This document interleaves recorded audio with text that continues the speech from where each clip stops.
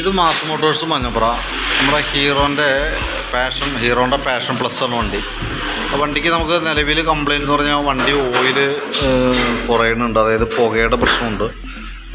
അതേപോലെ തന്നെ clutch disk complaint ഉണ്ട്, എൻജിൻ സൈഡ് ഫുൾ ഓയിൽ ലീക്കും കാര്യങ്ങളൊക്കെ ഉണ്ട്.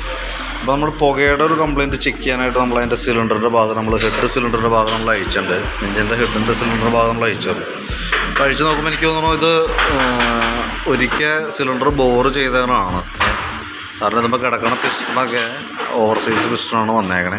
തന്നെയല്ല നമ്മളതിൻ്റെ സിലിണ്ടറിൻ്റെ ബോറിനകത്ത് ചെക്ക് ചെയ്യുന്ന സമയത്ത് ഇതൊക്കെ ശരിക്കും പറഞ്ഞാൽ വളരെ സെൻസിറ്റീവായിട്ടുള്ള ഭാഗമാണ്, ഈ വന്ന ബോറിൻ്റെ ഈ യൂണിറ്റൊക്കെ. അവിടെ അത്യാവശ്യം സ്ക്രാച്ചും കാര്യങ്ങളൊക്കെ വന്നിട്ടുണ്ട്. അപ്പോൾ അതുകൊണ്ട് തന്നെയാണ് ആ സൈഡിൽ കൂടെയൊക്കെ പതുക്കെ ഓയിലിൻ്റെ പ്രസൻസ്, ഓയിൽ കയറി വരാം. ഫയറിങ് നടക്കുന്ന ഭാഗത്തേക്ക് ഓയിൽ കയറി വരും. അങ്ങനെയാണ് ഓയിൽ കത്തി പുകയുടെ പ്രോബ്ലം വന്നുകൊണ്ടിരിക്കുന്നത് കേട്ടോ. അപ്പോൾ പിസ്റ്റണിൽ നോക്കുമ്പോൾ ആയാലും പിസ്റ്റണിൻ്റെ സൈഡിലൊക്കെ ആയാലും അത്യാവശ്യം നല്ല രീതിയിൽ തന്നെ ഉരച്ചിലൊക്കെ ഉണ്ട്. അതായത് ഡീപ്പായിട്ട് പിസ്റ്റൺ പിടിച്ചിട്ടല്ല, അതല്ലാതെ കൊണ്ട് തന്നെ ഉള്ള പ്രോബ്ലംസ് ഉണ്ട്. ഇത് ബോറിംഗ് ടൈപ്പ് പിസ്റ്റൺ അതുമ്പോൾ കിടക്കുന്നത് കേട്ടോ. പിന്നെ ഹെഡിൻ്റെ വാൽവിൻ്റെ ഭാഗമൊക്കെ നമ്മൾ ചെക്ക് ചെയ്യുമ്പോൾ വാൽവിൻ്റെ പ്രോബ്ലം, വാൽവിലൊക്കെ അത്യാവശ്യം കരിയും, എക്സോസ്റ്റ് വാൽവൊക്കെ നല്ല രീതിയിൽ കരിയൊക്കെ പിടിച്ചിട്ട് അതിൻ്റെ സീറ്റിങ്ങൊക്കെ ചെറിയൊരു പ്രോബ്ലം ഉണ്ട്. ഇൻലെറ്റ് വാൽവിന് അത്രയില്ല, പക്ഷെ നമുക്ക് ചെയ്യുമ്പോൾ 2 വാൽവും സീറ്റിങ് ലെയ്ത്തിൽ കൊടുത്ത് നമുക്ക് സീറ്റ് ചെയ്തിട്ട് വേണം റീസെറ്റ് ആക്കാനായിട്ട്. കാരണം അതിനകത്ത് ഹെഡിനകത്തായാലും അത്യാവശ്യം നല്ല രീതിയിൽ കാർബൺ ഡെപ്പോസിറ്റ് ഉണ്ട് അതിനകത്ത് കേട്ടോ. പിന്നെ അതേപോലെ തന്നെ നമുക്ക് ആ ക്ലച്ച് ഡിസ്കിൻ്റെ കംപ്ലയിൻറ്റ് പറഞ്ഞത്, കിക്കർ അടിക്കുന്ന സമയത്ത് കിക്കറൊന്ന് ചതഞ്ഞ് പോവാം. അതേപോലെ തന്നെ വണ്ടി ആക്സിലേറ്റർ കൊടുത്ത് നമ്മൾ പെട്ടെന്ന് സഡനായിട്ട് ആക്സിലേറ്റർ കൊടുക്കുന്ന സമയത്ത് വണ്ടി റേസ് ആവും, വണ്ടി മൂവിങ് കാണിക്കില്ല. അതിൻ്റെ കംപ്ലയിൻ്റ് എന്ന് പറഞ്ഞാൽ ക്ലച്ച് ഡിസ്കിൻ്റെയാണ് കംപ്ലയിൻറ്റ്. ക്ലച്ച് ഡിസ്ക് എന്ന് പറഞ്ഞാൽ ഇതാണ് ഐറ്റം. അപ്പോൾ അതിനകത്തൊരു 4 ഡിസ്കും അതേപോലെ തന്നെ 3 പ്ലേറ്റുമാണ് തന്നെ. അപ്പോൾ അതിൻ്റെ കംപ്ലയിൻറ്റും കൊണ്ടാണ് ആ പ്രോബ്ലം വന്നുകൊണ്ടിരുന്നത്. അപ്പോൾ അതിൽ നമുക്ക് ഇത് മാറ്റിക്കഴിഞ്ഞാൽ അത് ക്ലിയർ ആയിക്കോളും. അതേപോലെ തന്നെ നമ്മൾ അയക്കുമ്പോൾ ഗ്യാസ്കറ്റ് കാര്യങ്ങളൊക്കെ നമുക്ക് മാറ്റിയിട്ട് വേണം റീസെറ്റ് ചെയ്യാനായിട്ട്. പിന്നെ പിസ്റ്റണിൻ്റെ കംപ്ലയിൻറ്റിൻ്റെ കേസ് പറഞ്ഞല്ലോ, അതിനകത്ത് മേജറായിട്ടുള്ളൊരു മെയിനായിട്ടുള്ളൊരു ഭാഗം ഞാൻ കാണിച്ചു തരാം. അതിപ്പം നിലവിൽ പ്രശ്നമില്ല, പക്ഷെ എന്നാൽ പോലും അതും കൂടി ക്ലിയർ ചെയ്ത് ഇടാണെന്നുണ്ടെങ്കിൽ നാളെ ഒരിക്കൽ നമുക്ക് വേറൊരു കംപ്ലയിൻറ്റ് ഉണ്ടാവില്ല. കാരണം ഇതാണ് അതിൻ്റെ കണക്ടർ റോഡ് എന്ന് പറഞ്ഞ യൂണിറ്റാണ്. ഇത് ക്രാങ്ക് ഷാഫ്റ്റിൻ്റെ കണക്ടർ റോഡാണ്. അതിൻ്റെ ഈ ഭാഗത്തേക്ക് ശ്രദ്ധിച്ച് കഴിഞ്ഞാൽ മനസ്സിലാവും, അവിടെ നമുക്ക് ചെറിയൊരു പ്ലേ കാണിക്കുന്നുണ്ട്. അപ്പോൾ അത് ഓൾറെഡി ഇപ്പം നമുക്ക് അതിൻ്റേതായിട്ടുള്ള സൗണ്ട് നമുക്ക് ഫീൽ ചെയ്യണില്ല. പക്ഷേ എന്നാൽ പോലും തൊട്ടടുത്ത് തന്നെ ഒരു കംപ്ലയിൻറ്റ് നമുക്ക് വന്നു കഴിഞ്ഞാൽ നമ്മൾ ഇങ്ങോട്ടേക്ക് ഇപ്പോൾ ചെയ്തിടുന്ന എല്ലാ വർക്കുകളും ഫെയിൽഡാവും. അപ്പോൾ അതുകൊണ്ട് തന്നെ നമുക്ക് എന്തായാലും ഇപ്പം നമുക്ക് ഈ ചെയിനടക്കം നമ്മൾ മാറ്റിയിടുന്നുണ്ട്. അപ്പോൾ ഇത് അഴിക്കുമ്പോൾ ഈ കവറും കൂടി അഴിച്ചിട്ട് ഈ ടൈമിങ് ചെയിനും കൂടി നമ്മൾ കൂട്ടത്തിൽ കൂടെ മാറ്റുക. കാരണം ടൈമിങ് ചെയിന് വലിയ എമൗണ്ട് തന്നെയല്ല, ഏകദേശം ഒരു 135-150 രൂപ ചെയിൻ്റെ വരും. പിന്നെ 2 റോളറിൻ്റെ റേറ്റും കൂടി വരുള്ളൂ. പിന്നെ നമ്മൾ സ്വാഭാവികമായിട്ടും ഈ സൈഡ് ഓയിൽ ലീക്കൊക്കെ ഉള്ളത് കൊണ്ട് അതിൻ്റെ സീലൊക്കെ മാറ്റാനായിട്ട് എന്തായാലും നമുക്ക് അഴിക്കണം. അപ്പോൾ ആ കൂട്ടത്തിൽ കൂടെ ഇതും കൂടി അഴിച്ച് സെറ്റ് ചെയ്ത് പോവുകയാണെങ്കിൽ ഏറ്റവും ബെറ്റർ അതായിരിക്കും. അതാകുമ്പോൾ നമുക്ക് ഗ്യാരണ്ടിയിൽ വർക്ക് ചെയ്ത് പോകാൻ പറ്റും. കാരണം ഒരു 1 ഇയർ ഗ്യാരണ്ടിയിൽ നമുക്ക് ആ ക്രാങ്കും കൂടി സെറ്റ് ചെയ്ത് പോവുകയാണെന്നുണ്ടെങ്കിൽ അതായിരിക്കും ഏറ്റവും ബെറ്റർ കേട്ടോ. കാരണം സിലിണ്ടർ നമുക്ക് എന്തെങ്കിലും മാറ്റേണ്ടി വരും. കാരണം ഒരു പ്രാവശ്യം ബോർ ചെയ്തിട്ടുണ്ട്. അതുകൊണ്ട് തന്നെ രണ്ടാമത് നമുക്ക് ഇത് യൂസിങ് ഇനി ഗുണകരമായിരിക്കില്ല. അപ്പോൾ നമുക്ക് സിലിണ്ടർ എന്തെങ്കിലും മാറ്റണം. സിലിണ്ടർ മാറ്റുമ്പോൾ സിലിണ്ടർ പിസ്റ്റൺ അങ്ങനെ കിറ്റായിട്ടാണ് തന്നെ. അതേപോലെ തന്നെ വാൽവും നമുക്ക് മാറ്റിയിട്ട് വേണം സീറ്റ് ചെയ്യാനായിട്ട്. അപ്പോൾ ആ ഭാഗം നമുക്ക് ആ ഫയറിങ്ങിൻ്റെ ഭാഗം കറക്റ്റ് ആവും. അപ്പോൾ പിസ്റ്റൺ കണക്ട് ചെയ്ത് വന്നത് ഈ കണക്ടർ റോഡിനെയാണ്. അപ്പോൾ ഈ കണക്ടർ റോഡ് കംപ്ലയിൻറ്റ് എപ്പോൾ കാണിക്കണം അപ്പോൾ ഈ പിസ്റ്റൺ ഡാമേജ് വരും. പിസ്റ്റണിന് ഷിവറിങ് വരും, സിലിണ്ടർ ബോറിങ് കാര്യങ്ങളൊക്കെ ഡാമേജിലേക്ക് പോകും. അപ്പോൾ എപ്പോഴും സേഫ് നമുക്ക് ഇതും കൂടിയും ചെയ്തിട്ട് റീസെറ്റ് ചെയ്യണതാണ് കേട്ടോ. അപ്പോൾ ഞാൻ അതടക്കമുള്ളൊരു എസ്റ്റിമേറ്റാണ് നോക്കിയിട്ട് പറയാം. കാരണം അതാണ് അതിൻ്റെ ശരിക്കും റൈറ്റ് മെത്തേഡ്. കാരണം അതല്ലെങ്കിൽ നമ്മൾ ഇപ്പോൾ എന്തെങ്കിലും സിലിണ്ടറൊക്കെ മാറ്റി കയറ്റും, സിലിണ്ടറൊക്കെ പുതിയതിട്ട് കയറ്റി കഴിഞ്ഞാൽ അതാണ് കംപ്ലയിൻറ്റ് വന്നു കഴിഞ്ഞാൽ ഈ സിലിണ്ടറും പിസ്റ്റണും പോകും. നമുക്ക് അത്രയും സാമ്പത്തിക നഷ്ടം വരും, സമയ നഷ്ടം വരും. പിന്നെയുള്ള വേറെ കംപ്ലയിൻറ്റ്സ് എന്ന് പറയുമ്പോൾ നമ്മൾ അയക്കുമ്പോൾ അതിൻ്റെ ഗിയർ ബോക്സിൻ്റെ ബെയറിങ്ങുകൾ നമ്മൾ ചേഞ്ച് ചെയ്യും. ഒരു 4 ബെയറിങ് കൂടി മാറ്റും. പിന്നെ അതിനകത്ത് വന്ന ഗ്യാസ്കറ്റ് അതൊക്കെയാണ് അഡീഷണൽ വന്നുള്ളൂ നമുക്കത്. പിന്നെ ക്രാങ്ക് സെറ്റ് ചെയ്തെടുക്കുമ്പോൾ ഏകദേശം എനിക്ക് തോന്നുന്നു ഒരു 2000-2100 രൂപ റേഞ്ചൊക്കെയാണ് സാധാരണ രീതിയിൽ ലെയ്ത്ത് വർക്ക് തന്നെ. അപ്പോൾ ബാക്കിയുള്ള വർക്കിനെ അപേക്ഷിച്ച് ഏകദേശം ഒരു 2000-2000 ചില രൂപ കൂടി അഡീഷണൽ നമ്മൾ ഒന്ന് കാണുകയാണെങ്കിൽ നമുക്ക് ആ കംപ്ലയിൻറ്റ്സ് പിന്നീട് വരാത്ത രീതിയിൽ നമുക്ക് വർക്ക് ഗ്യാരണ്ടി വർക്കായിട്ട് നമുക്ക് ചെയ്തു പോകാൻ പറ്റും. 1 ഇയർ ഗ്യാരണ്ടിയിൽ നമ്മളത് ചെയ്തു തരാം. പിന്നെയെന്ന് പറഞ്ഞാൽ നമുക്ക് അതിൻ്റെ ചെയിൻ്റെ ഭാഗമൊക്കെയാണ്. നമുക്ക് ബാക്കിലേക്ക് വരുമ്പോൾ ചെയിൻ സ്പോക്കറ്റിൻ്റെ ഭാഗമൊക്കെ വരുമ്പോൾ ഇവിടെ സ്പോക്കറ്റിനൊക്കെ പരമാവധി ഉപയോഗിച്ച് തീർന്നതാണ് കേട്ടോ. കാരണം ഇവിടെ നിന്ന് ചെയിൻ കറക്റ്റായിട്ട് പിടിക്കണില്ല. സ്പോക്കറ്റിൻ്റെ പല്ലുകളൊക്കെ നല്ല ഷാർപ്പായിട്ടുണ്ട്, തേയ്മാനം വന്നിട്ടാണ് കേട്ടോ.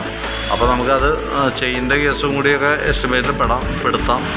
അതേപോലെ തന്നെ ചെയിൻ്റെ ഈ സ്പോക്കറ്റിൻ്റെ ബെയറിങ് കംപ്ലൈൻ്റ് ഉണ്ട്.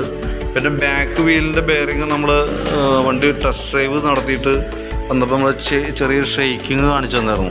അപ്പോൾ അത് നമ്മൾ അഴിച്ച് ചെക്ക് ചെയ്യുമ്പോണ്ടല്ലോ അതിൻ്റെ പ്രോബ്ലം എന്ന് വെച്ചാൽ ഇത് ബാക്കിലത്തെ വീലാണ്. വീലിൻ്റെ ബെയറിങ് ഇതിന്മേൽ ഉറച്ചല്ലിരിക്കുക. അത് നോക്കിക്കഴിഞ്ഞാൽ അറിയാം, ബെയറിങ് ലൂസാണ്. അതുമേ വളരെ ഫ്രീ ആയിട്ടിരിക്കുക, അങ്ങോട്ടും ഇങ്ങോട്ടും തിരിയാതെ കണ്ട. അപ്പോൾ ശരിക്കും ആ ബെയറിങ് ആ കണ്ടീഷനിലല്ല, നമുക്ക് ഫുൾ ടൈറ്റിലാണ് അതുമ്പോൾ വന്നത്. അപ്പോൾ നമുക്ക് ചെയ്യേണ്ട ഇതിന്മേ ബെയറിങ് സീറ്റിംഗ് ആയിട്ട് ചെയ്യേണ്ടി വരും. 2 സൈഡ് ബെയറിങ് സീറ്റിംഗ് ചെയ്യണം. അതേപോലെ തന്നെ ഈ ബ്രേക്ക് ലൈനർ പിടിക്കുന്ന ഈ ഹബിൻ്റെ ഭാഗം ഉണ്ടല്ലോ, അത്യാവശ്യം നല്ല രീതിയിൽ തേയ്മാനം വന്നിട്ടുണ്ട്. അത് പറയാൻ കാരണം എന്ന് വെച്ചാൽ നമുക്കതിൻ്റെ ഈ ബാക്കിൽ പുതിയ ബ്രേക്ക് ലൈനറാണ് ഈ അടുത്ത് ഇട്ടേക്കണതാണ്. അപ്പോൾ അതുമ്പോൾ തന്നെ നോക്കുമ്പോൾ അറിയാം നമുക്കത് ഇവിടെ ഒരു ലൈൻ പോലെ വന്ന് കിടക്കുന്നുണ്ട്. അതെന്ന് പറഞ്ഞാൽ ഈ ഹബിലുള്ള തേയ്മാനം ബ്രേക്ക് ലൈനറിലേക്ക് ആയേക്കണാണത്. അപ്പോൾ അങ്ങനെ വരുമ്പോഴുള്ള പ്രോബ്ലം എന്താണെന്ന് വെച്ചാൽ നമുക്ക് ഈ ഇടുന്ന ലൈനർ പരമാവധി നമുക്ക് ഉപയോഗിച്ച് തീർക്കാൻ പറ്റില്ല. അതിനേക്കാളും ഉപരി ബ്രേക്ക് നമുക്കൊരു സ്മൂത്തും ആയിരിക്കില്ല. നമ്മൾ ഒരുപാട് സ്ട്രെയിൻ ചെയ്തൊക്കെ ചവിട്ടേണ്ട ഒരു സിറ്റുവേഷൻ വരും. അപ്പോൾ അതിന് ചെയ്യാൻ പറ്റുന്ന മാർഗ്ഗം എന്ന് വെച്ച് കഴിഞ്ഞാൽ, ഇപ്പോൾ ഇതിപ്പോൾ പോളിഷ് ചെയ്യാമെന്ന് വെച്ച് കഴിഞ്ഞാൽ ഒരുപാട് നമുക്ക് കട്ട് ചെയ്ത് എടുത്ത് പോകേണ്ടി വരും. അതല്ലെങ്കിൽ ചെയ്യാൻ പറ്റുന്ന കറക്റ്റായിട്ടുള്ള മെത്തേഡ് എന്ന് പറഞ്ഞാൽ ഇതിൻ്റെ ഈ സ്ലീവ് ഉണ്ടല്ലോ, ഈ സ്ലീവ് നമുക്ക് ലെയ്ത്തിൽ കൊടുത്താൽ അത് കറക്റ്റായിട്ട് മാറ്റി കറക്റ്റ് കമ്പനി സൈസിലേക്ക് ആക്കി തരും.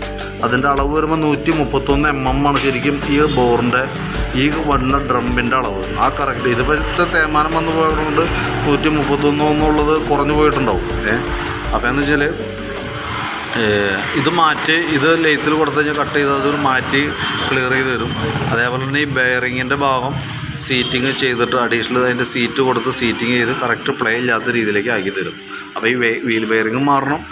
2 സൈഡ് വീൽ ബെയറിങ് മാറ്റിയിട്ട് വേണം നമുക്കത് ചെയ്യാനായിട്ട്. അപ്പോഴാണ് ആ ബാക്കിലത്തെ വീലുമായി ബന്ധപ്പെട്ട ആ പ്രോബ്ലം സോൾവ് ആവുള്ളൂ. പിന്നെ എന്ന് വെച്ചാൽ ബാക്കിലത്തെ ടയറൊന്നും അത്ര കണ്ടീഷനല്ല. അപ്പോൾ അത് നമുക്ക് പിന്നെ പുറമേ നേരം അഴിച്ച് നമുക്ക് മാറ്റാവുന്ന ഒരു കണ്ടീഷനാണ്. അപ്പോൾ നമ്മൾ പറയുന്ന എസ്റ്റിമേറ്റിൽ ടയറൊന്നും പെടുത്തുന്നില്ല.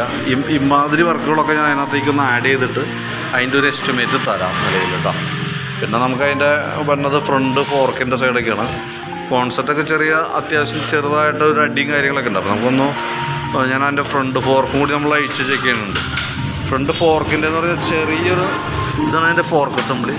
അതിന് ചെറിയൊരു നനവാണ് കാണുന്നുള്ളൂ, വർക്കിങ്ങിനും വലിയ പ്രോബ്ലം കാണുന്നില്ല. അപ്പോൾ നമ്മൾ ആ ചെറിയൊരു നനവാണെങ്കിൽ പോലും നമ്മൾ അഴിച്ച് കഴിഞ്ഞാൽ നമുക്ക് അതിൻ്റെ സീല് മാറ്റിയിട്ട് പുതിയത് ഇടേണ്ടി വരും. അപ്പോൾ ചെയ്യുമ്പോൾ രണ്ടിൻ്റെയും മാറേണ്ടി വരും. 2 ഫോർക്കിൻ്റെയും ഓയിൽ വിത്ത് ഓയിൽ സീൽ കാര്യങ്ങളൊക്കെ മാറ്റി വരുമ്പോൾ ഏകദേശം നമുക്കൊരു 900 രൂപ 950 രൂപയോളം കോസ്റ്റ് തന്നെയാണ് ഈ ഫോർക്കുമ്പോൾ മാത്രം. അപ്പോൾ അതൊന്നും നോക്കിയിട്ട് പറയാം. ബാക്കിയത്തെ അത് ഞാൻ ജസ്റ്റ് അഴിച്ചോണെന്നുള്ളൂ, ഞാൻ അതിൻ്റെ പീസാക്കിയിട്ടില്ല. ബാക്കിയത്തെയും കൂടി ആക്കിയിട്ട് ഒരു എസ്റ്റിമേറ്റ് ആക്കി നോക്കിയിട്ട് അതിൻ്റെ ഡീറ്റെയിൽസ് നമുക്ക് പറയാം. കാരണം ഇതിപ്പോൾ നമുക്ക് പിന്നെ ചെയ്താലും വേണമെങ്കിൽ നമുക്ക് ഫ്രണ്ടിൽ നിന്ന് അഴിച്ച് നമുക്ക് ചെയ്യാവുന്ന കേസുള്ളൂ. ഫ്രണ്ടിൻ്റെ വർക്കിൻ്റെ കേസ്. എൻജിനുമായി ബന്ധപ്പെട്ട വർക്ക് കംപ്ലീറ്റ് ചെയ്ത് പോകണം തന്നെയാണ് നല്ലത്. കാരണം എന്താ വെച്ചാൽ അത് പിന്നീട് നമുക്കൊരു പണി വന്നു കഴിഞ്ഞാൽ നമുക്ക് അതിൽ കൂടുതൽ നഷ്ടം നമുക്ക് വരും. സാമ്പത്തികമായിട്ടും പ്രോബ്ലം ആയിരിക്കും, അതേപോലെ തന്നെ സമയനഷ്ടം നമുക്ക് ഒരുപാട് വന്ന സംഭവം. ഇതൊക്കെയെന്ന് പറയുമ്പോൾ നമുക്ക് പുറമേ നിന്ന് അഴിച്ച് ചെയ്യാം. അപ്പോൾ ഞാനൊന്ന് എസ്റ്റിമേറ്റാക്കി പറയാം. അപ്പോൾ അതിൻ്റെ എമൗണ്ടിൻ്റെ എസ്റ്റിമേറ്റിൽ ഇപ്പോൾ ഇതൊക്കെ പെടുത്താം. എസ്റ്റിമേറ്റിൽ പെടുത്തിയിട്ട് ഞാൻ പറയാം. അപ്പോൾ നോക്കിയിട്ട് അതിൻ്റെ അനുസരിച്ചിട്ട് അഫോർഡബിൾ ആണെന്നുണ്ടെങ്കിൽ അത് കൂട്ടത്തിൽ ചെയ്തു പോവുകയാണെങ്കിൽ അതായിരിക്കും ബെറ്റർ. അതല്ലെങ്കിൽ പിന്നെ നമുക്കൊരു ഓപ്ഷൻ എന്നുള്ളത് ഇപ്പോൾ പിന്നീടൊക്കെ മാറ്റണമെങ്കിൽ ഈ 2 വർക്കുകൾ നമുക്ക് ഫ്രണ്ടിലെ വർക്കുകൾ നമുക്ക് വേണമെങ്കിൽ പിന്നത്തേക്ക് വേണമെങ്കിൽ ചേഞ്ചിങ് ചെയ്യാമെന്ന് പറഞ്ഞു.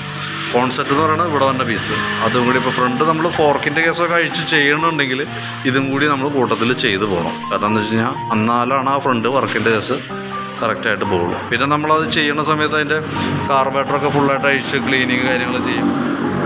അതിൻ്റെ ഡീറ്റെയിൽസ് കാര്യങ്ങൾ നോക്കും. അതേപോലെ തന്നെ ഡീറ്റെയിലായിട്ട് ചെക്ക് ചെയ്യും. അതേപോലെ എയർ ഫിൽട്ടർ ബാക്കിയത് ഇപ്പോൾ ബോഡിയും കൂടി അഴിക്കും. ഞാനിപ്പോൾ ഏകദേശം ഒരു എസ്റ്റിമേറ്റ് ആക്കാൻ വേണ്ടിയിട്ട് എസ്റ്റിമേറ്റ് ആക്കാൻ വേണ്ടിയിട്ട് ഇപ്പോൾ നോക്കണമെന്നുള്ളൂ. അപ്പോൾ അത് വർക്ക് സെറ്റ് ചെയ്യണേക്കാളും മുമ്പ് നമ്മൾ ബാക്കിയുടെയും കൂടി അഴിച്ചു നോക്കിയിട്ട് എന്തെങ്കിലും ഉണ്ടെങ്കിൽ നമുക്ക് അതിൻ്റെ അനുസരിച്ചിട്ടുള്ള അറിയിക്കാം, കംപ്ലൈൻറ്റ് നോക്കിയിട്ടേ. അപ്പോൾ ഞാനത് ഏകദേശം ഇപ്പം ഇത്രയും നമ്മൾ ഫ്രണ്ട് ഫോർക്ക് വിത്ത് കോൺസെപ്റ്റ്, ഇപ്പോൾ എൻജിനുമായി ബന്ധപ്പെട്ട വർക്കുകൾ, ചെയിൻ സ്പോക്കറ്റ്, ബാക്കിലത്തെ വീല്, അതിൻ്റെ ബെയറിംഗ് സീറ്റിങ്, ഹബിൻ്റെ കേസ്, ഇതെല്ലാം പെടുത്തിയിട്ടുള്ളൊരു എസ്റ്റിമേറ്റ് പറയാം.